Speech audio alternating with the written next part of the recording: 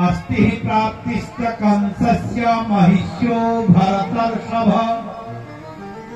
मृते भरतरि दुःखार्थे ईयतु स्म पितुर्गृहात्। कंस की दो पत्नियां हैं, अस्ति और प्राप्ति, और ये दोनों जरासंधि की पुत्रियां हैं। और अपने पति के मरने के बाद, अपने पति की मृत्यु के बाद ये दोनों भागी अपने पिता के यहाँ मगध देश में जरासंध के। इन्होंने अपने पिता से सारी बात कही, मेरे जवाई को कृष्ण ने मार दिया, ये कहकर क्रोधित होकर जरासंध ने मथुरा में आक्रमण कर दिया और भगवान ने उसको हरा करके भेज। तो 17 बार उसने आक्रमण किया द्वारिका नगरी में जरासंध, और 17 बार हार करके गया। 18वीं बार कालीवन आ गया। भगवान ने कहा, वे कालीवन को तो ऐसे नहीं मारा जा सकता। भगवान ने योग माया को बुलाया और बलदाऊ जी को कहा कि तुम लोग आज ही रात्रि में समुद्र के बीचों बीच एक द्वारिका नगरी बनाओ। यहाँ से भगवान की आप द्वारिका लीला, गोकुल की लीला हुई, वृंदावन की लीला हुई, अब मथुरा की हो रही है, और यहाँ से आज भगवान आप द्वारिका की ओर जाएंगे लीला को। भगवान ने कहा योग माया से, अरे योग माया द्वारिका नगरी बसा दो। और रात ही में सोए हुए मथुरा वासियों को द्वारिका पहुंचा। मैं प्रातः काल इस कार्य उनको देखता। ऐसे ही हुआ, रातों रात द्वारिका बस गई। द्वारिकाधीश भगवान की जय हो। द्वारिका बस गई। योग माया ने भगवान के कहने पर सभी सोए हुए मथुरा वासियों को द्वारिका भेज दिया। प्रातः काल हुआ, भगवान पैदल ही निकल गए, बिना रथ के, बिना अस्त्र शस्त्र के। कालीवन रथ में बैठा है, उसने देखा और सोच रहा है कि मैंने इसके बारे में सुना, बड़ा योद्धा है, और ये पैदल आ रहा है, बिना रथ के आ रहा है, बिना अस्त्र शस्त्र के आ रहा है, शायद मुझसे कुश्ती लड़ना चाहता हूँ, भंग युद्ध करना चाहता। वो भी रथ से उतर गया, वो भगवान की ओर बढ़ रहा है, भगवान उसकी ओर बढ़ रहे हैं। जब भगवान उसके पास पहुंचे ही थे, भगवान मुड़े और भगवान भागने लग गए, दौड़ने लग गए। वो पीछे से भगवान को आवाज लगाता, अरे तेरे बारे में इतना सुना, तू रण को छोड़ करके भाग रहा है, अरे रण छोड़। उसने भगवान से कहा, अरे रण छोड़, तो भगवान का नाम पड़ गया रण छोड़ भगवान। रण छोड़ भगवान की जय हो। भगवान एक गुफा में गए, वहां मुचकुंद सोए हुए थे। भगवान ने अपना दुपट्टा मुचकुंद को उड़ा दिया, अपना भगवान अंतर ध्यान हो गए। अब ये भीतर आया गुफा के, इसने लातों से मारा, कहा अरे ये सोच रहा है भगवान ही सोया है, कृष्ण ही सोए, तो मुझे युद्ध के लिए बुला करके यहाँ आकर के सो रहा है, मुझसे डर गया, लातों से मार रहा है। मुचकुंद उठे। देवासुर संग्राम के बाद मुचकुंद को देवताओं ने आशीर्वाद दिया है, जो आपको उठाएगा उसको वो भस्म हो जाएगा। और कालेवन से मर नहीं सकता था युद्ध में, तो कालेवन को मारने के लिए युक्ति निकाली गई। मुचकुंद उठे, उन्होंने देखा मुझे आज समय में उठाने वाला कौन है। जैसे कालीवन पर दृष्टि पड़ी, कालीवन जल करके भस्म हो गया, उसको मुक्ति मिल गई। मुचकुंद ने देखा कि गुफा के भीतर एक अलौकिक प्रकाश है, ये तो अंधेरी गुफा, इसमें प्रकाश कहां से आया। देखा भगवान है, भगवान की स्तुति की, स्तुति करके फिर महेंद्र पर्वत पर चले गए। वहीं उन्होंने तपस्या प्रारंभ की। सुखदेव जी महाराज से राजा परीक्षित ने कहा कि गुरुदेव आपने इतनी अच्छी अच्छी कथाएं सुना दी, भगवान की लीलाओं का आप विस्तार से वर्णन कर रहे हैं। अब गुरुदेव ये बताओ, राक्षसेन विधानेन उपयेम इति श्रुतम, कि हे प्रभु मैंने सुना है भगवान भीष्मक सुताम रुक्मिणी रुचिरान नाम, भगवान ने भीष्मक की पुत्री रुक्मिणी के साथ में विवाह किया और वो विवाह भी राक्षसी विधान में, राक्षसी विधान विवाह कितने प्रकार के होते हैं? 8 प्रकार के विवाह होते हैं। ब्रह्म विवाह, गंधर्व विवाह, पुण्य विवाह इत्यादि सब मिला करके राक्षस विवाह भी इसमें, प्राजापत्य विवाह है, ये सब विवाह मिलाकर 8 प्रकार के विवाह होते हैं। और हमारे यहाँ जो विवाह प्रचलन में है उसको कौन सा विवाह कहते हैं? ब्रह्म विवाह, सबसे उत्तम कोटि का विवाह। अब थोड़ी विवाह की चर्चा चल गई तो अपने मन की भड़ास हम भी निकाल दें। अब हम ब्राह्मण आदमी हैं, हमको तो झेलना पड़ता है, तो अपने मन की जो है हम भी कहे क्या नहीं कहेंगे, माइक मिला है तो कहाँ कहेंगे। और इतने लोग मिले में सुनने के लिए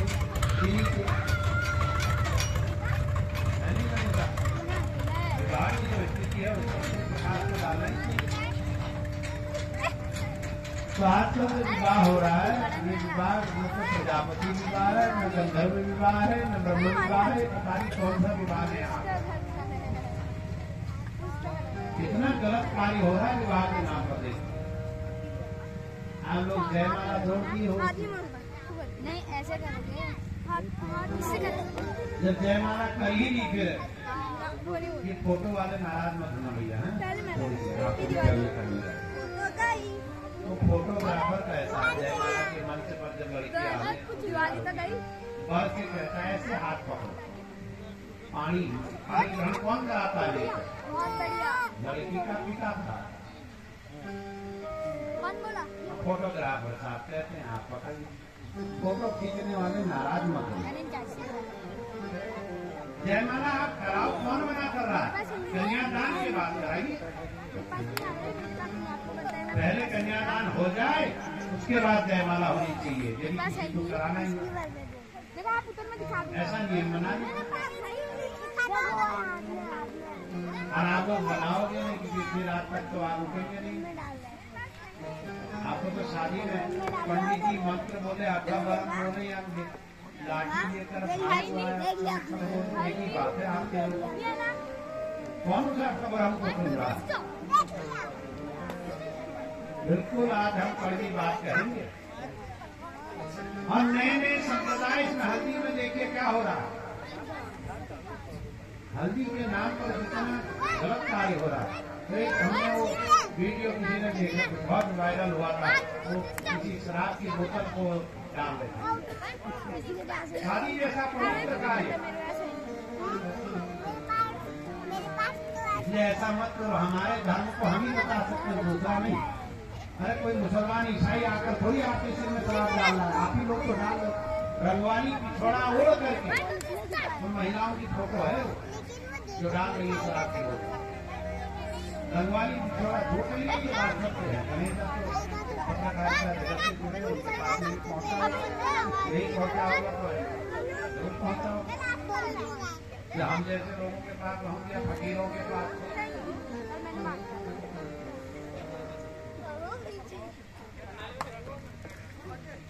तो नया नया संप्रदाय आ रहा है शादी में, और एक नया संप्रदाय और आ गया है। और रात्रि में जब विवाह होता है मंगलसूत्र भर पहनाया जाता है। तो पिक्चरों में देख करके कहते आप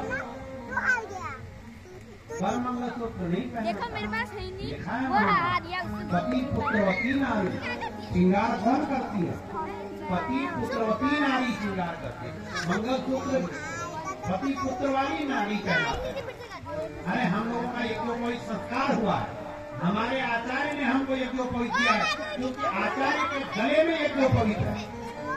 इसी प्रकार जिसके गले में चरेऊ होगा, जिसके गले में मंगलसूत्र होगा, वही तो मंगलसूत्र होगा। वर के मंगलसूत्र कहाँ है? और आप गाना गाते हो, जबकि गाना क्या गाते हो उसमें? एक गीत आप लोग गाते हो जिस तरह से कन्या का श्रृंगार होता है उस समय आप एक गाना गाते हो, सुहाग अम्बे गौरी लाडू को दीजो सुहाग। तो अम्बे गौरी सुहाग देती, आप गाने में तो यही गाते हो। सुनेगा, ध्यान देना, लिखना जोड़ इसको लिख देना यार, तो हमारे तो गाना तो आप गाते हो,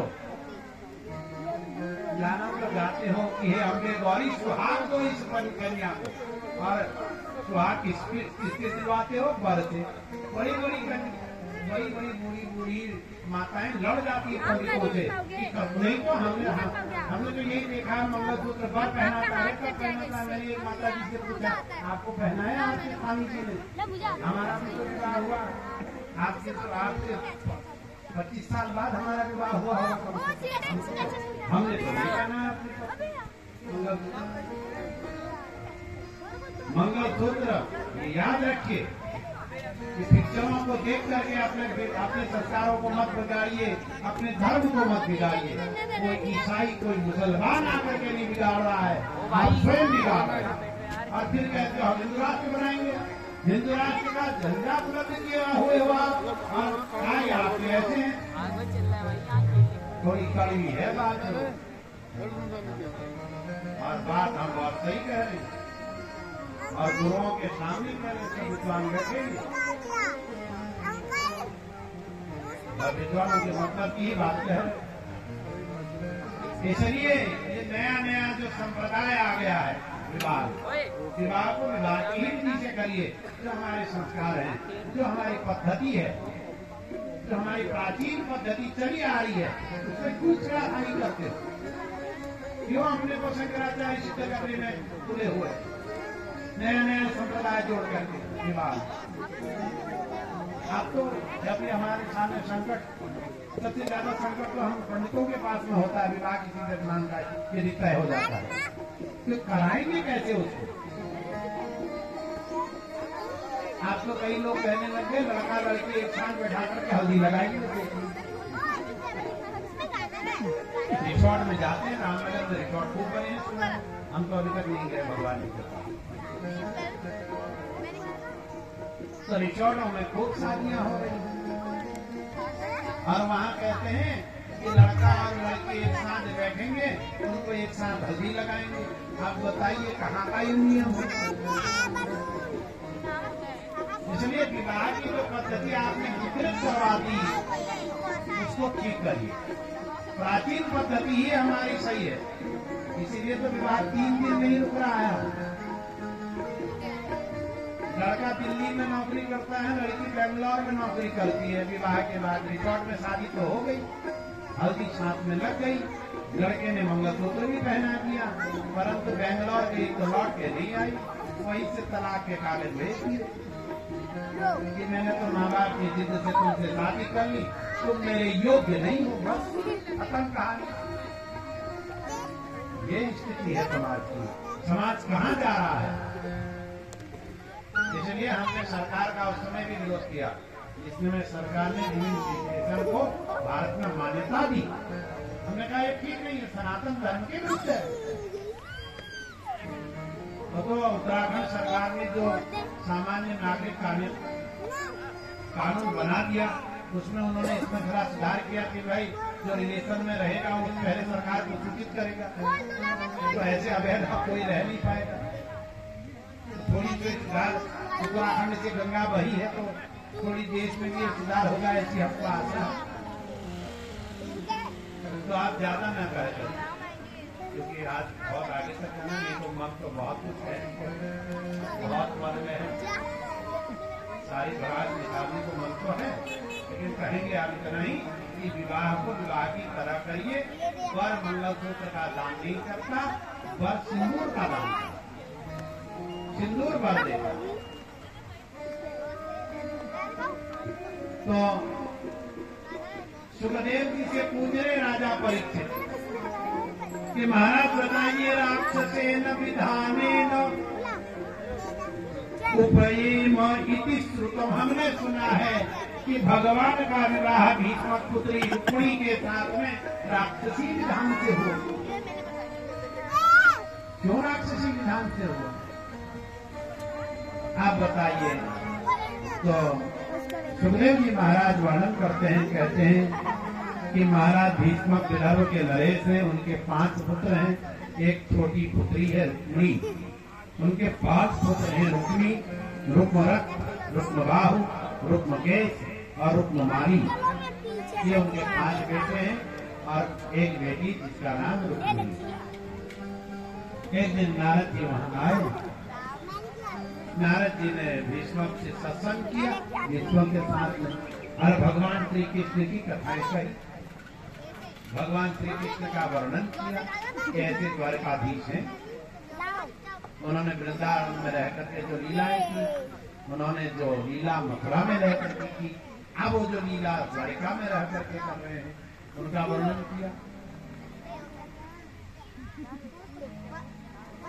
तो रुक्मिणी ने मन ही मन भगवान को अपना पति बना लिया, और रुक्मिणी ने भगवान को पति बना लिया, भगवान को चाहती है। कैसे भगवान मिले? उसका जो भाई है रुक्मी, उसका मित्र है शिशुपाल, और रुक्मी अपनी बहन रुक्मिणी का विवाह शिशुपाल के साथ में करना चाहता, और शिशुपाल चेदी का नरेश भी है, चेदी का राजा भी है, और मगध नरेश जरासंध का सेनापति भी है। 2 राज्यों की सेना पर उसका प्रभाव पड़ा हुआ है, इतना वो शक्तिशाली है शिशुपाल। अब रुक्मी सोचता है कि शिशुपाल से मेरी बहन का विवाह हो जाएगा तो राजनीतिक दृष्टि से मैं बलवान हो जाऊंगा, क्योंकि शिशुपाल मेरा जमाई हो जाएगा, बहनोई हो जाएगा। शिशुपाल मेरा बहनोई हो जाएगा, 2 राज्यों की उसके पास में सेना है ही है, एक मेरे राज्य की सेना हो जाएगी, हम सब विश्व गुरु बनेंगे। विश्व गुरु बनने की तो होड़ है। इस समय लड़ाई काहे की है? चीन चाहता है कि मेरा ही आधिपत्य हो जाए, अमेरिका चाहता है मेरा रूप उधर से कहता है मेरा। इस समय लड़ाई किस लिए है? आप सोच रहे हो कोई जमीन के टुकड़े के लिए लोग लड़ रहे हैं, न्यूक्लियर पावर के लिए लोग लड़ रहे हैं। आपको फिजिक्स वगैरह पढ़ा होगा, भौतिक विज्ञान की पढ़ाई होगा, जब तक नहीं पढ़ा होगा। न्यूक्लियर पावर की लड़ाई है, पूरी दुनिया में लड़ाई न्यूक्लियर पावर के लिए हो रही। वो भी आपका भाई है, असली जड़ है न्यूक्लियर पावर। वो जिसके पास ना हो वो शक्तिशाली हो जाएगा। और राम से तो न्यूक्लियर पावर है, इसलिए उसको तोड़ने की बात नहीं। तो भारत के मनुष्यों ने कहा नहीं, राम जी का पानपुरी नहीं, इसको नहीं तोड़ सकते। अमेरिका ने भारत सरकार को अपने मोहजाल में फंसाया, और अमेरिका चाहता था राम सेतु टूट जाए, राम सेतु बढ़ते हुए समुद्र के अंदर अमेरिका की सीमा में पहुंचे, उस न्यूक्लियर पावर को हम जमा कर दें। आप तो हाइडिंग नीति में न्यूक्लियर पावर का कितना महत्व है। इस समय पूरी दुनिया में लड़ाई न्यूक्लियर पावर की, सारा अस्तित्व अमेरिका ईरान को करना चाहता है, क्योंकि उसके हाथ न्यूक्लियर पावर बनी हुई है, थोड़ी बहुत आइटम बम वगैरह बना रहा है। तो ये लड़ाई प्राचीन है। शिशुपाल 2 राज्यों की सेना का अधिपति है, मगध देश का सेनापति है, चेदी का नरेश है, 2 राज्यों की सेना पर उसका प्रभाव है, और उसकी सोचता है कि एक मेरे राज्य की विदर्भ की सेना हो जाएगी, 3 सेनाएं जब मिल जाएंगी तो हम शक्तिशाली हो जाएंगे, और फिर संसार में हमको कोई हरा नहीं पाएगा। तो अपनी बहन का विवाह रुक्मी शिशुपाल के साथ में करना चाहता है, और शिशुपाल को उसने बुला भी दिया। शिशुपाल आ भी गया, मगध नरेश के साथ में बारात लेकर गया विदर्भ में। अब इधर जब रुक्मिणी ने देखा कि शिशुपाल आ गया है, तो रुक्मिणी ने एक पत्र लिखा भगवान को। रुक्मिणी भगवान के लिए पत्र में लिख रही है, श्रुत्वा गुणान् भुवन सुंदर संवतां ते निर्विश्य कर्ण विवरै हरतोऽङ्गतापम् रूपं ऋषां ऋषिमताम् अखिलार्थलाभम् त्वय्यच्युता विशति चित्तमपत्रपं मे। रुक्मिणी जी लिख रही है कि हे प्रभु, हे त्रिभुवन सुंदर, आपके गुणों को जो सुनने वाले कानों के रास्ते हृदय में पहुंचते हैं, तो वह जो आपके गुण हैं वह शरीर के एक एक अंग के साथ डूब जाते हैं तथा अपने रूप सौंदर्य को जो नेत्र वाले जीवों के नेत्रों के लिए धर्म अर्थ काम मोक्ष चार पुरुषार्थों के फल स्वार्थ परमार्थ सब कुछ हैं और श्रवण करके हे प्राण प्यारे हे अच्युत, मेरा चित्त लज्जा सब कुछ छोड़ करके केवल आप में ही प्रवेश कर रहा है। उसने कहा मैंने लज्जा भी छोड़ दी, शर्म भी छोड़ दी, सब कुछ छोड़ करके मैं आप पर लगी हूँ। उसने यहाँ तक पत्र में लिखा है कि हे प्रभु, यदि आप नहीं आए तो अपने प्राणों को त्याग दो। और ये भी लिखा है कि आप सोचोगे कि मैं विदर्भ के राजभवन में कैसे जाऊंगा, तो कहती है मेरा विवाह होना है, शिशुपाल से मंडप सजा हुआ है और हमारे यहाँ नियम है, लिख रही है कि विवाह से पूर्व कन्या देवी का पूजन करने जाती है। तो जब मैं देवी का पूजन करने जाऊं, आप मुझे देवी के मंदिर में मिला, ये भी बता दिया रुक्मिणी जी। और वह पत्र उसने लिख करके उसको एक विश्वास पात्र ब्राह्मण को दिया। ब्राह्मण से कहा आप द्वारिका से और भगवान को मेरा यह पत्र दिया। द्वारिका पहुंचे ब्राह्मण देवता, भगवान को ब्राह्मण भक्त हैं, ब्राह्मण का पूजन किया, दिखाया, पूछा किस कार्य से आया है, कहा आपके एक धर्म की राजकुमारी ने संदेश दिया। भगवान ने कहा पढ़ के सुना, ब्राह्मण पर तो सब विश्वास था, पढ़ा भगवान को उनका चला। भगवान ने ब्राह्मण का हाथ पकड़ा, गऊ में सवार हुए, विदर्भ की ओर चले। बलदाऊ जी आए, उनको पता चला कि खाना विदर्भ गया है। बलदाऊ जी ने तो सोचा विदर्भ में तो शिशुपाल का विवाह होना है इस तरीके से, और ये कन्हैया टूट गया, कहीं जाके वहां कुछ गड़बड़ न कर दिया और कहीं शिशुपाल इससे खार खा बैठता है, चिड़ा हुआ। शिशुपाल भी भगवान की दुआ का बेटा, तो इसलिए चतुरंगड़ी सेना को लेकर के पीछे पीछे बलदाऊ जी भी चल गए। और इधर विदर्भ में विवाह की वेदी में शिशुपाल बैठा हुआ है। रुक्मिणी की 5 भाभियां, रुक्मिणी से कहती है जब श्रृंगार कर, तेरा दूल्हा बैठा है विवाह वेदी में, तेरा विवाह होना। और रुक्मिणी कृष्ण की प्रतीक्षा में श्रृंगार सामग्री को हाथ लगाना तो छोड़ी देखती का बनेगा, और मन में सोचती कृष्ण आए नहीं, वो ब्राह्मण देवता भी नहीं आए जिनको मैंने भेजा था, इतने में ब्राह्मण देवता आ गए। उन्होंने सारी बातें बता दी, कृष्ण आ चुके हैं।